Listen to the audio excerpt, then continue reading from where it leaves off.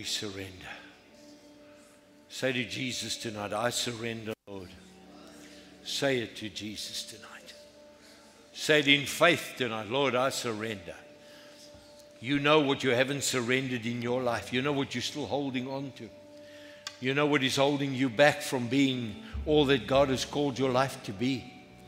So, Lord, it's a simple prayer. Lord, I surrender.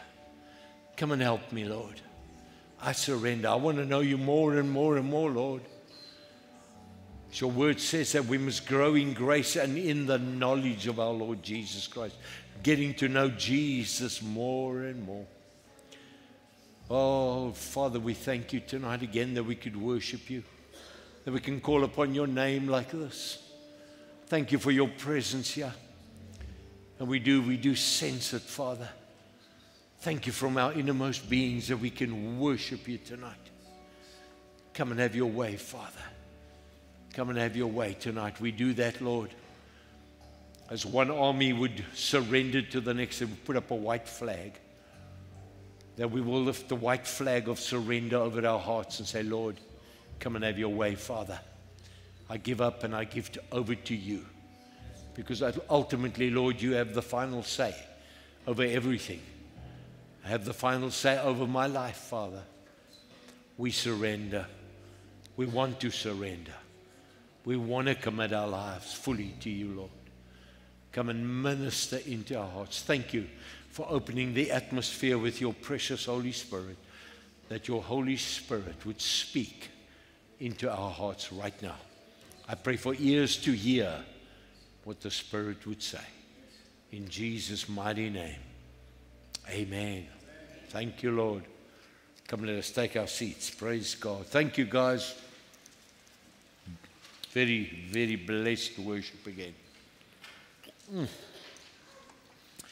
The joy of worship.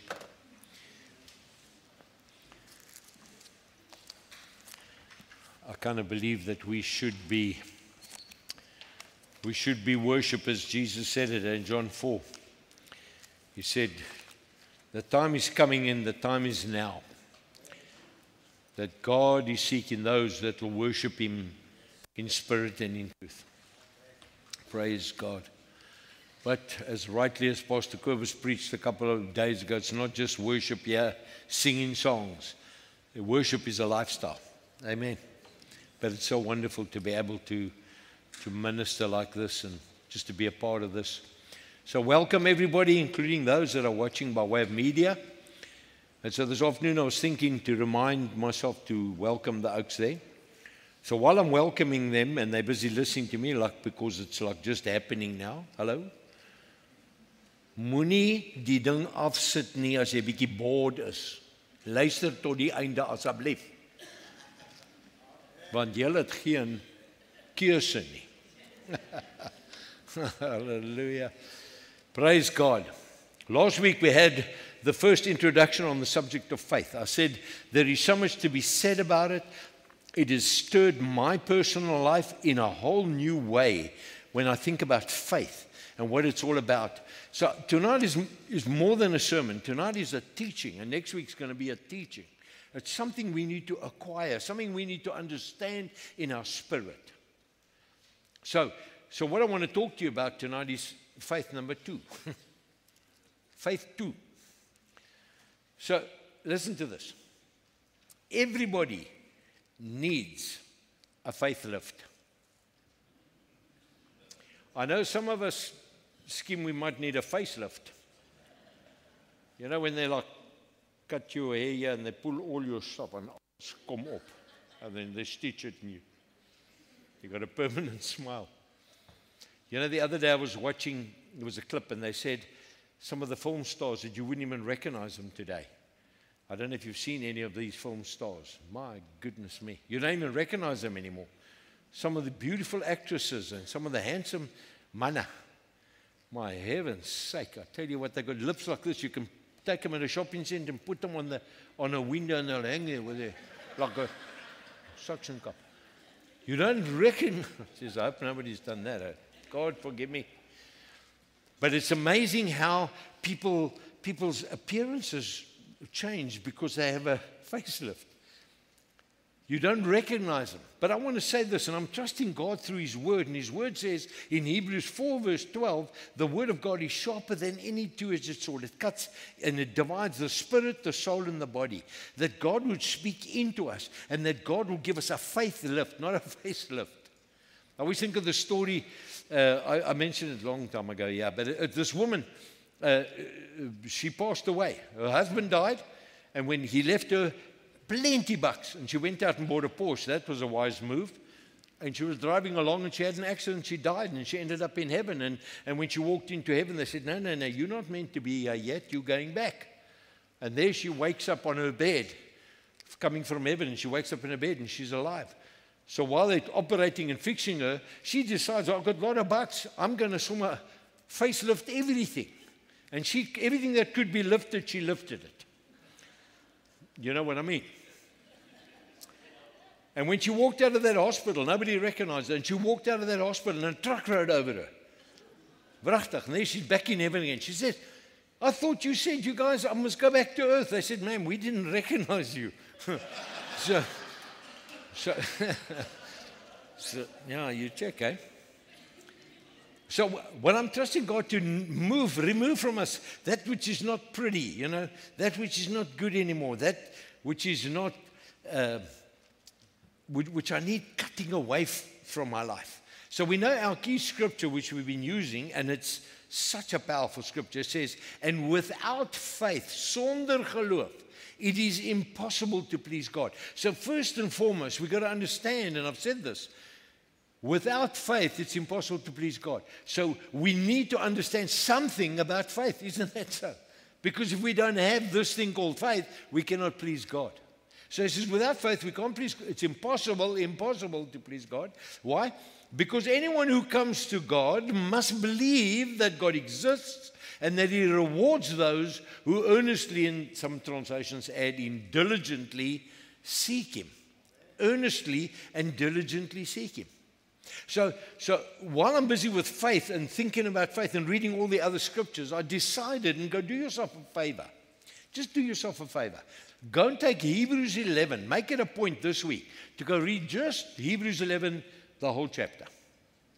And so I'm reading it again because it's all about faith. About every character in the Bible that he touches on was by faith. They accomplished what they accomplished. You and I will accomplish nothing. Faith without works is dead. And listen, I'm just going to read you the beginning verse. Hebrews 11 verse 3. Yes, when I read this, it just stirred something in my heart. Listen to this. By faith, we understand. What do we understand? He says that the worlds during the successive ages were framed and fashioned and put into order and equipped for their intended purpose by the word of God, so that what we see was not made out of things which are visible. What does he say? By faith, we understand. By faith, you understand Jesus died for you. By faith, you believe that He rose from the dead. Amen. It's by faith we understand. Want sonder geloof gaan ons nie verstaan nie. Maar deur die geloof verstaan ons. And I'll read a scripture to bring emphasis to that just now. But it's just so amazing that he says that. So Peter writes to the church. And listen how he emphasizes this point on faith. 1 Peter 1 verse 3 through 8. He says, praise be to the God and Father of our Lord Jesus Christ. Because he says, in His great mercy, thank God for His great mercy. Weren't you happy with singing that? We said, Lord, we haven't got an offering for our King, because what do we bring to the King of glory? Ons kan niks bring nie. We have nothing to give God except our sinful selves. Eh? And he says, in His great mercy, He has given us a new birth, ons is wedergebore, into a living hope, not a dead hope, a living hope. We can trust Him. It's a living hope. Die ding is aan die lewe. Amen. A living hope. How? Through the resurrection of our Jesus Christ from the dead. Ons het 'n lewendige hoop, want Jesus is nie meer dood nie. As hy dood was en het hom begrawe en He never stood up from the grave, we would have a dooie hoop. Maar ons het vanaand 'n lewendige hoop. Hoekom? Want Jesus lewe. And that's what he's trying to tell the church here. But he carries on.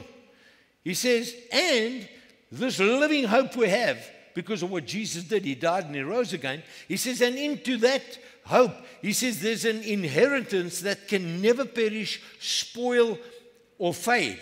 Isn't that fantastic? This inheritance is kept in heaven for you.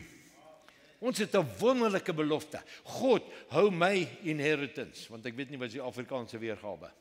What's the inheritance? Erfenis. Ja, ek het geweet, erfenis. Die Here hou ons erfenis in die hemel. The day you walk into glory and God will give you your reward. He promises it. He's keeping it in heaven for you. And how do we get there? How do we fulfill it? How do we accomplish that so that when we walk into heaven, that we don't have a dead hope, but we have a living hope? Listen to what he says. Verse 5. He says, who through what? Does that say, church, when you read there? Who through, say faith. Who through faith. Listen to this. Because he just told us we have an inheritance, we have a living hope, we've been born into it. Ons is nuwe kinders van die Here. God is besot oor jou. Hy is lief vir jou. He wants the best for you. He started a good work in you, and he will continue that work until Jesus comes. That's what it says, Philippians 1:6. But listen to this. He says, who through faith, we are shielded by God's power until the coming of the salvation that is ready to be revealed in the last days. Isn't that fantastic? I spoke about that last week in Ephesians 6. He says, and we lift up the all-covering shield of faith. Hallelujah. Dit wat ek glo. And why do we do that? So that the fiery arrows of the devil cannot get hold of us. And where does that power come from? He just said it. We are shielded by God's power, the shield of faith. It's because it's by faith until the coming of the salvation of the Lord Jesus Christ in the last times. He says, in all this, you greatly rejoice. Al gaan het nog, you rejoice. He says, you greatly rejoice. Though now, for a little while, you may have to suffer grief and all kinds of trials. Anybody understand trials and griefs and moeilikheid en nie lekkerheid nie? Nee. For a little while. I've always said it, some people will live to 100 plus. And some will only live 60, and some, whatever the length of your life, that's life. And then eternity begins. And so he says, for a little while, you're going to suffer. So let's suffer with faith, church. Because you're not going to live forever on this side of the grave. Nah. We're going to pass over into this glorious place where our inheritance is kept safe for us. Amen. And that's the wonderful thing. He says, we rejoice now for a little while. We may suffer, have grief and all kinds of trials. Verse 7, he says, these things have come. Why do we have trials? Why do we have hardships? Why do we have difficulties? These things have come. Why? So that the proven genuineness of your faith of greater worth, greater than gold. Isn't that fantastic? He says that the proving of your faith. I don't have that scripture up here, but I'll just quote it. James 1, verse 2 through 4. He says, count it all joy, brothers, when you go through trials and tribulations and hardships. Count it joy. Yes, James, wat praat jy? Count it joy. He says, because it is building your faith. You see, when you're going through tough stuff, you will never build your faith if you don't go through trials, tribulations, and hardships. I'll take it net for you, sê vanaand. It's the tough stuff that build the good stuff. That was good, eh? It's the tough stuff that builds the good stuff. Dis die waarheid. He says, these have come so that your faith, which is greater worth. He says, die geloof wat ons het, mense, is van groter waarde as goud, he says. Because he says, gold perishes, even though refined by fire, may result in, so our faith, which is even greater than gold, he says, this faith you have does this, is even greater than gold. So, when you heat gold and you put enough heat on the gold, the dross, the rubbish comes to the top and they take it off and it's pure gold. But he says, your faith is even greater than this gold. Why? So that you can do this, to bring praise, glory, and honor when Jesus Christ is revealed. Wanneer Jesus kom, and isn't it amazing? in two of the Gospels, it says this, Jesus speaking, and he's talking about the end times. He asks the question, he says, will I find faith on the earth when I come again? Why would he ask that question? Because you see, without faith, it's impossible to please God. We need to stand by faith. We need to live by faith. He says, verse 8, though, and I love this, because this is where faith kicks in.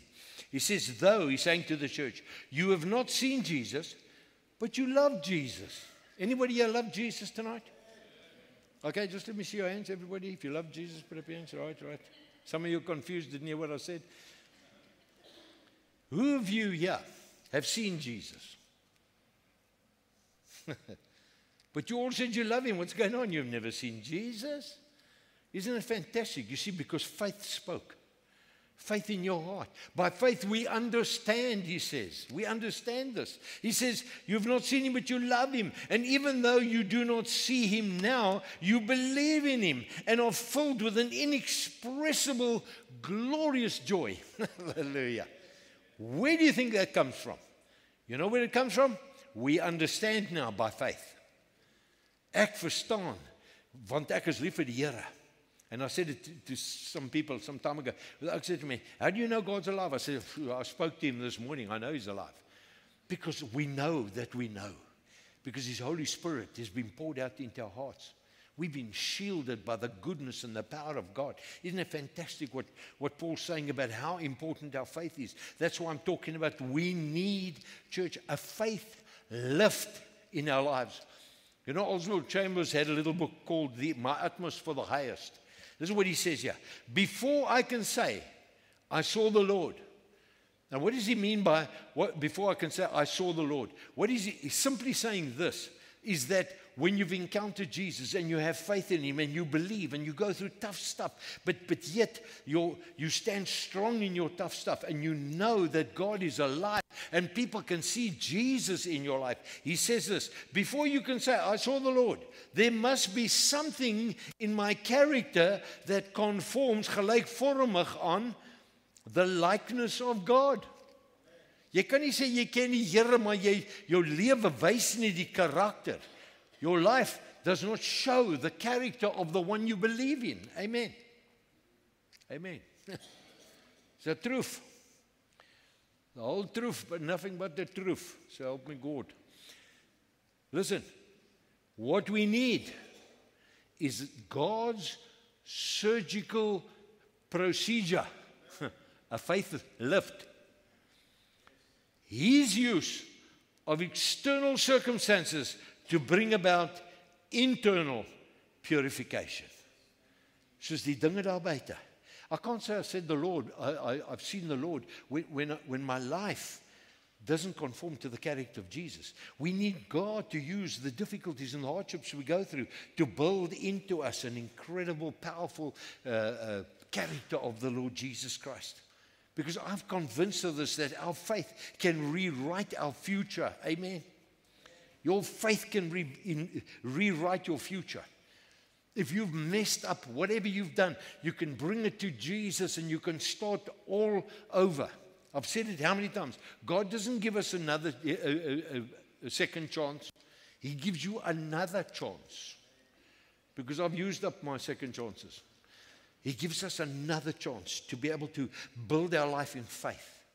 Because the problem with us, when we go through stuff and we become faithless in our walk with Jesus, so I wrote you, I said, regret always looks back, past possessed. I can't go forward because I keep looking back at my failures, at my defeats, at my negative stuff. That's not where God intended you to be. It's by faith that you're going to go forward. Listen, and worry, you know what worry does? It begins to look around. That's what worry's doing. You're always worrying about stuff. Regret looks back. I could have done it better. I better have done it. I wish I didn't do it. Listen, you can't change that. But your future is very bright if you have the right attitude. Because you know what faith does? Regret looks back. Worry looks around. But faith, what does faith do? Faith looks up. Because he's the source that gives us the breakthrough in our lives. He has such a beautiful promise in our key scripture. Without faith, it's impossible to please God. Listen to this. Hebrews 11, verse 6, the A portion.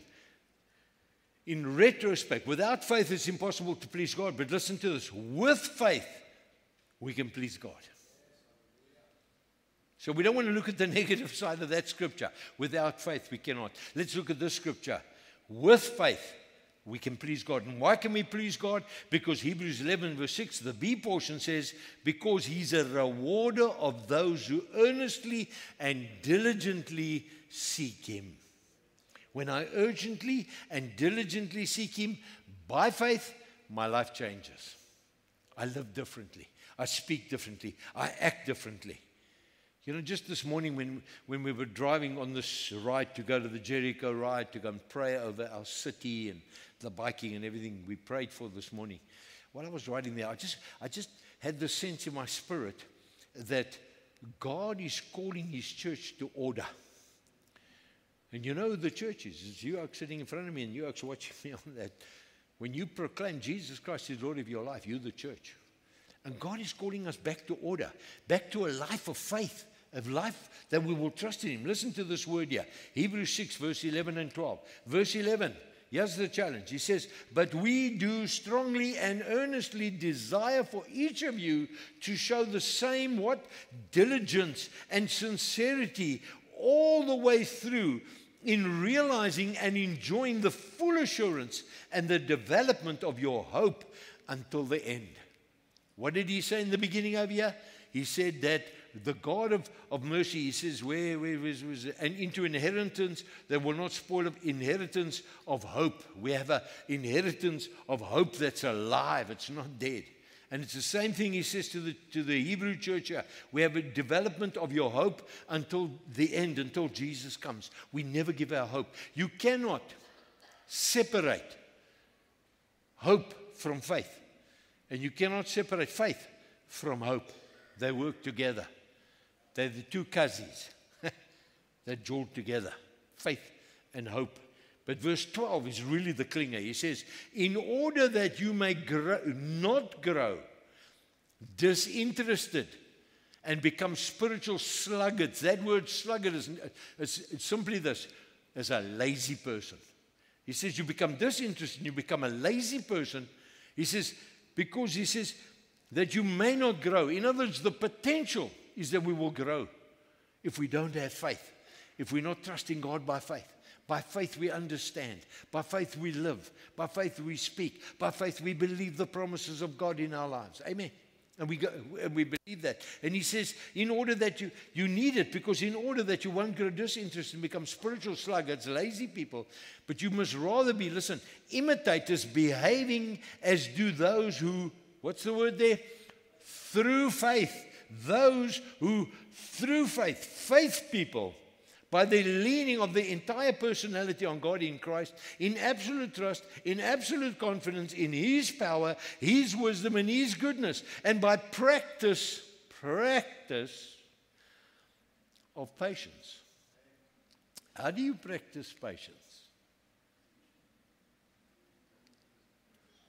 Because, I mean, you're all like a heavy patient bunch of people, yeah. But how do you practice patience? There's only one way to practice patience, is give us a lot of impatience. How do you handle it? How patient are you? He says, by the leaning of our entire personality on God in Christ Jesus, is in trust and confidence in His power, wisdom and goodness, and by practice of patience, not only patience, endurance, uithou and waiting on now inheriting the promises. God se beloftes wat hy vir ons gesê het in sy woord is busy being manifested as you trust Him for the breakthrough, as you trusted Him for this beautiful motorbike. There was a time when suddenly God began to open up the doors. We live in a life of many suddenlies of God. But you see, what activates the suddenly is a heart that's living by faith. Amen. Amen. You first got to be a believer before you can be an achiever. You need to know that. Because without a faith-driven life, you'll become disinterested and you become a spiritual sluggard. You become lazy in your walk with God. Afterwards, it's just a monotonous kind of life. Because faith is an action. Faith is never passive. It's never a passive attitude. Faith is always trusting. Faith is always believing. Faith is always walking with hope. Hebrews 11 verse 1. We hope for the things that we do not see as though they've already materialized. That's what he calls faith. And I always say, faith is not a pill you take, but it's a muscle that you use. Amen. We must understand that we use it. So when we get to that place where people and others say to us, I don't think it's possible, that things look a bit nachavia. I want to encourage you today that faith is when your hands and your heart and your feet don't stop and you keep moving, you keep trusting, you keep going forward, and you keep trusting in God, because the ones that get anything significant of any eternal value done for God is two people. It's faithful people and faith-focused people. You've got to be faith-filled and faith-focused, church. Amen? Are you hearing me tonight? Because this is the thing about real faith. For real faith will refuse to see anything, listen, that is contrary and opposite to the Bible. As iets teenoorgesteld is van wat die woord van die Here sê, moet dit nie glo nie. That's what faith does. Faith anchors you in the truth, doesn't it? That's what it does. It doesn't look at circumstances. It doesn't look at conditions, but it looks at the truth and the promises of God's word. That's why I always say we've got to be moved by the word of God, not by our feelings. Oh, ons feelings, daai feelings. Feelings. Oh, feelings. That's my best rendition. The algorithms are going to kill it now. They'll take it off because it was so good. 2 Corinthians 5 verse 7 says, we walk by faith and not by feelings. That's where we need to be. Not by my feelings. Your feelings can be so unreliable. I love what Smith Wigglesworth, yes man, this was so good when he said this. He says, I'm not moved by what I feel. I'm not moved by what I see. I'm moved by what I believe. If we can get that right, man, we'd live very differently in our walk with God. Every crisis, every difficulty, every hardship, you will be moved by what you believe. So now let me ask you, what do you believe? Because if you've got to believe in what you believe, what do you believe? And how do we get faith? Faith comes by hearing, and hearing the word of God. Amen. As jy hierso sit, hoor jy die woord. Die wat luister na die woord van God. God's stirring in your heart. He's giving you a teaching on how to live your life by faith. That's what's happening tonight. And it's that faith that comes into our lives. You know, when Adam and Eve fell in the garden, and they were separated, but their spirit died. God left them because of the sin in their hearts. The wages of sin is death. All have sinned and fall short of the glory of God. That's why Jesus had to come, to restore our relationship with God. That's why you've got to become born again. Romans 14:23, the B portion says, whatsoever is not of faith is sin. It's simple. If it's not by faith that you're doing it, sin, because it's not of God. Ever since that day, mankind's emotions have been inconsistent, misleading, and mostly, and I've written here often, but mostly plain wrong. Never rely on your feelings. Can I say this? Never make a decision when you're in the middle of a crisis. Amen. Just keep going in the storm until the storm settles. Because I can tell you many times, and I've dealt with many people, they make decisions in the storm and they get shipwrecked. But the ones that by faith trust God, get through the storm to the other side, are far away from the shipwreck, but they're on a course that God is taking them on. And we need to understand that. Because we all understand this tonight. 1 minute you're feeling so happy. 1 minute you want to jump all over my benches over here. You're so excited. You want to just lick a brother and sister. You're so excited. And the next minute, you're miserable, you're sad, you're unhappy, you're cross about something. It's amazing how we have this yo-yo Christian life so many times. But you know why? Because it's our emotions. We allow our emotions to rule. One minute you're calm and lekker, and the next minute you're steaming angry. You know the anger ones I spoke about, eh? One minute you're radically saved. Does this ever happen to you? And the next minute you just wonder, yes, am I really a Christian? Anybody have that happen to them? Yeah, come on. Ja, die rest van julle lieg is 'n paar wat waarheid nou praat. Am I really a Christian? Yes, you are. You're born again. But you see, it's by faith we understand. Hallelujah. It's by faith we understand. Imagine if we lived in a world where all the decisions and everything we made were based on feelings.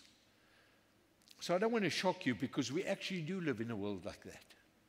Because it's the children of God that walk by faith and trust God. We're in the world, but we're not of this world. Our thinking, our dynamics that we talk in and believe is beyond the system of this world. You know why the world's in such a mess? Because Jesus said in John 10:10, the thief comes to steal, kill, and to destroy. But I came that you might have life, and you might have life, that life abundantly. How do I walk in that abundant life? By faith. That's the only way. But the rest of it, he's come to steal, kill, and destroy, because everybody's in motions. The countries attack one another. We have wars. Nobody wants to get on with one another. Religions fight all over the place. What's going on in our world at the moment is simply because people operate from their emotions. Amen. But not driven by the wonderful, powerful presence of God in their lives. The good news is, the more you decide to walk by faith, the more our feelings will start to line up with our faith. We need to get our feelings in check and walk by faith. Ralph Emerson Waldo said these words, all I've seen, and just remember that scripture in Hebrews 11 verse 3, we understand, by faith we understand. He says, all I have seen teaches me this, to trust the Creator for all that I've not seen. Isn't that beautiful? All that I've seen brings me to a place that I can trust my Creator God for all that I haven't seen yet. Do you need a breakthrough? Do you want God to do something for you? You may not see it, but by faith, you believe it, and you speak it, and you act in it, and you live it. Faith without works is dead. But faith that's alive produces, my friend, it produces. We can trust Him. We can trust Him. So yeah, God gives a very stern warning in Hebrews 3 verse 9.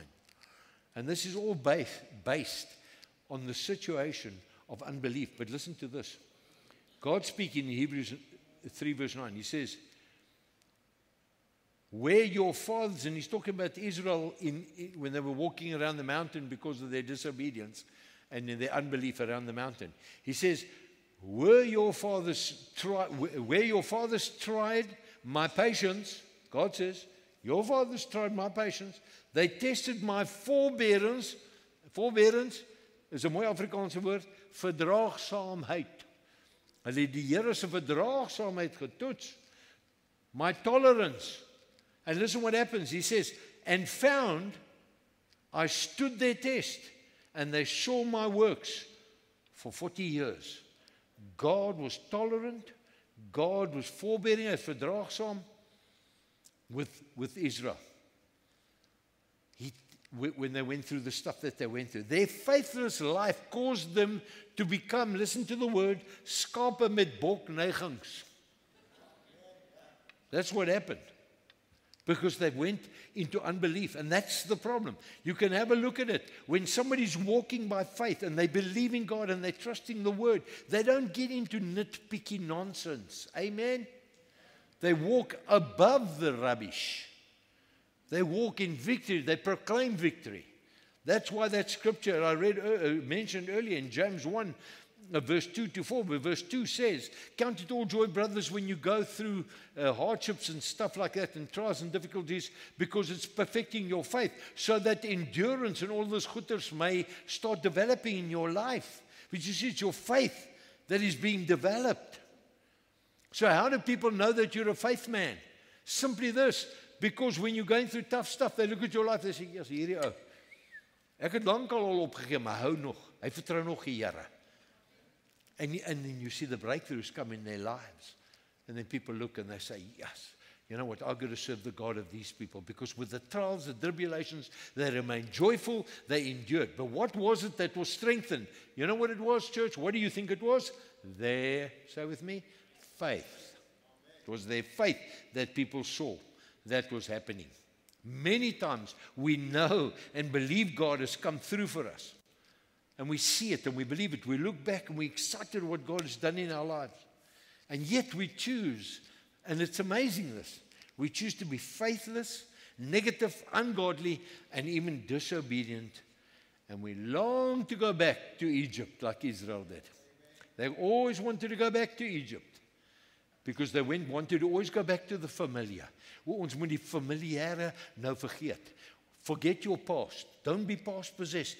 Become future focused. By faith, trust God. Trust God with your life.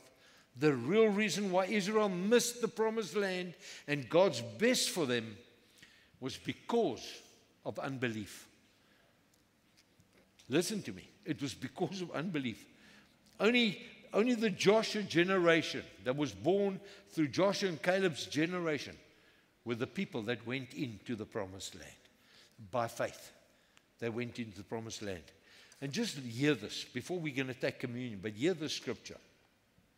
This speaks so directly into our lives here. Romans 11, 19 and 21. Paul talking to the Romans church who got saved and they were living for Jesus. And they became a little bit vinty about the fact that, hey, check out these Jews, they don't want to know Jesus, but we've met this Jesus. Listen what he says to them. And this is a rebuke on people who take what God has done for granted. Listen to this. They were pruned. He's talking about the Jewish nation. Israel was pruned. They were broken off so that we might be grafted in. Daar was nie 'n plek vir ons nie. But what happened is God came and he cut the vineyard and he took a stukkie of you and I and he put us into the vineyard and he wrapped us up with the blood of Jesus and we began to grow out of the wonderful vineyard and with Jesus and we now in Christ and Christ's life is flowing through the branch into my life. And what must I do now? I must bear fruit. Amen. And he says they were cut off so that we can be grafted in because they didn't accept Jesus. They crucified Jesus. And God opened this door to the Gentile nations. And he said that we might be grafted in. He says that is true. But they were broken and pruned. And here's the reason they were broken and pruned off. Why? Because of their unbelief, their lack of real faith. Sonder geloof is dit onmoontlik om God te behaag. Church, we need a faith lift. He says, because of their unbelief, their lack of real faith. He says, and you are established. How are we established? What does that say? Through faith. Say with me, through faith. How are we connected to Jesus?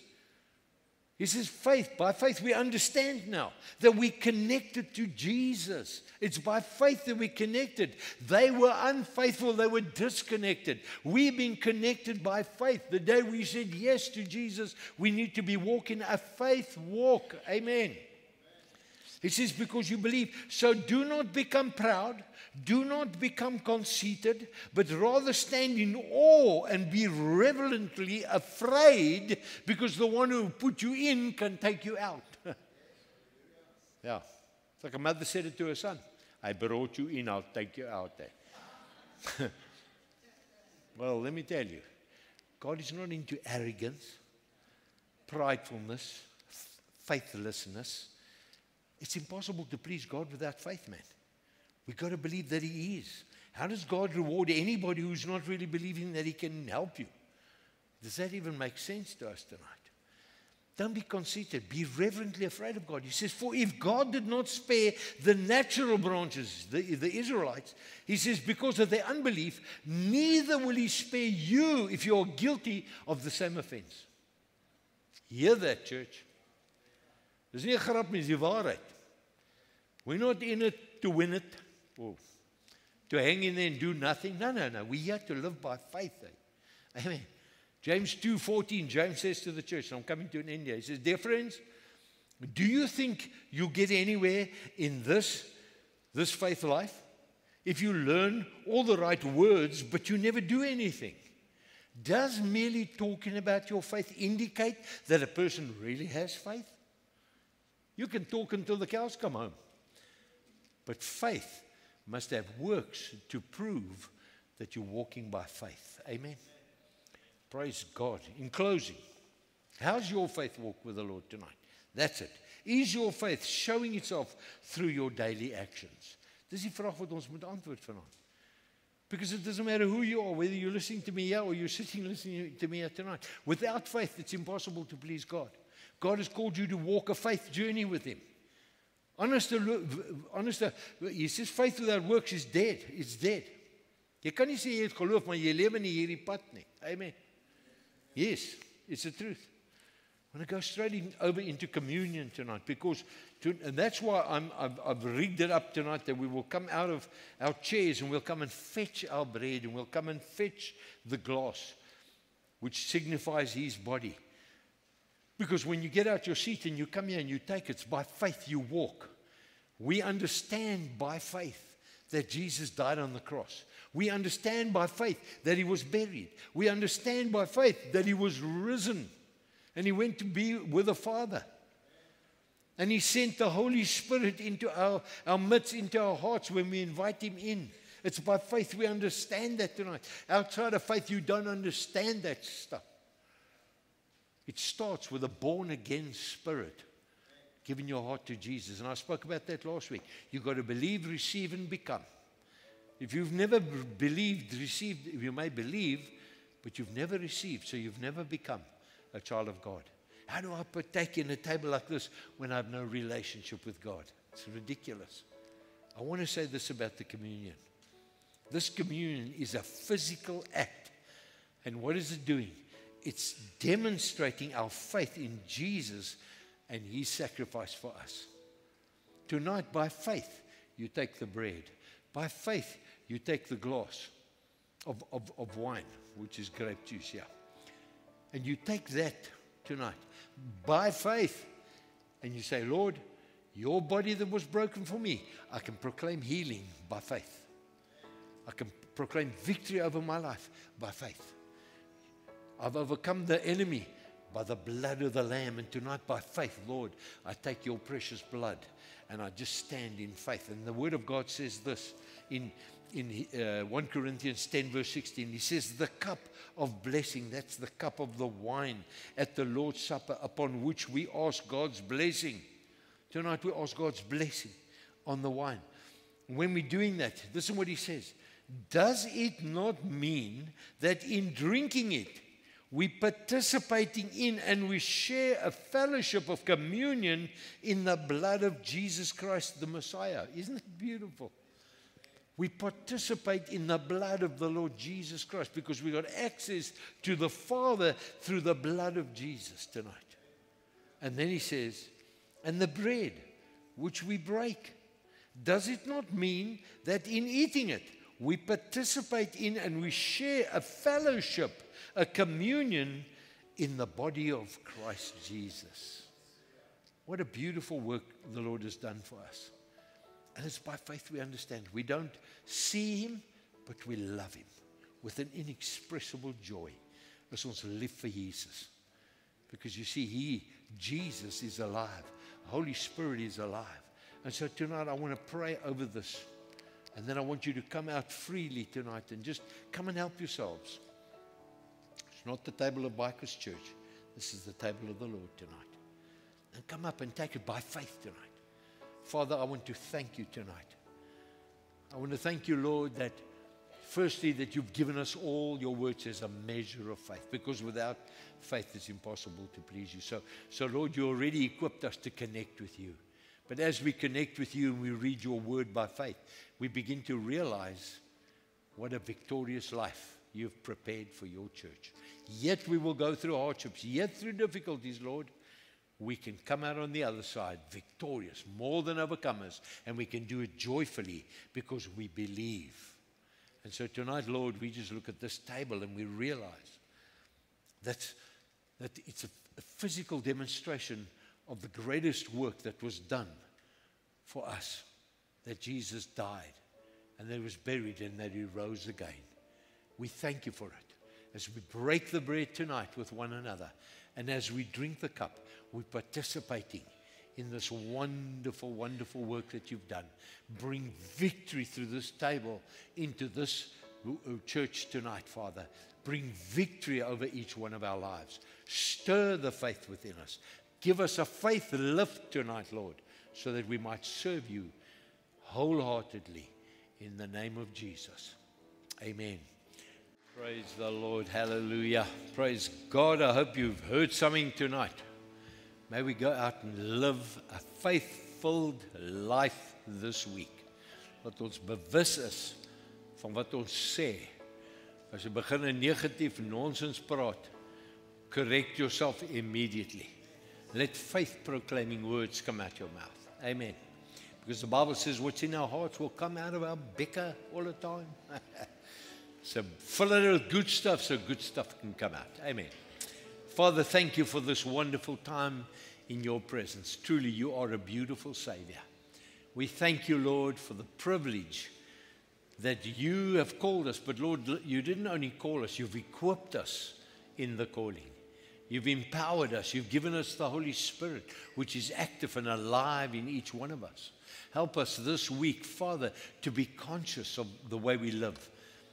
Help us to be conscious of your word, Lord. Help us to read your word to increase our faith.